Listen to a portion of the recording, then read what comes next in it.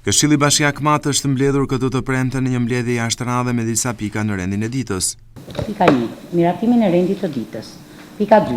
Shqyrtim dhe miratimi shumës të bashkëfinancimit për 57 familje përfituese të programit subvencion qeraje. Pika 3. Shqyrtim dhe miratimi listës të familjeve aplikuese të programit të strehimit social, përmirësimi i kushteve të banesës ekzistuese për komunitetet të varfëra dhe të pafavorizuara.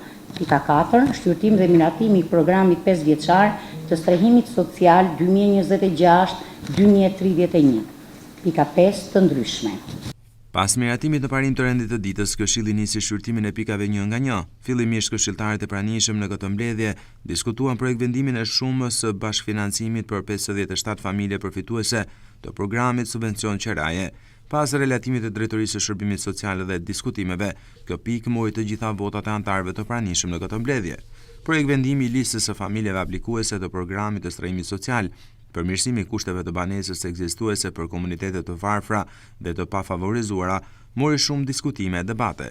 Para se ta miratonin këtë projekt vendim, këshilltarët e pranishëm shtruan pyetje të ndryshme në lidhje me kriteret e përfituesve, në mënyrë që të mos ketë pretendime për ata të cilët janë skualifikuar në këtë fazë. Ndërkohë, nga ana e Shërbimit Social u tha se ky projekt do të ketë edhe faza të tjera në të cilën qytetarët mund të aplikojnë apo riaplikojnë, gjithmonë duke bazuar në kriteret e vendosura nga Ministria e Linjës.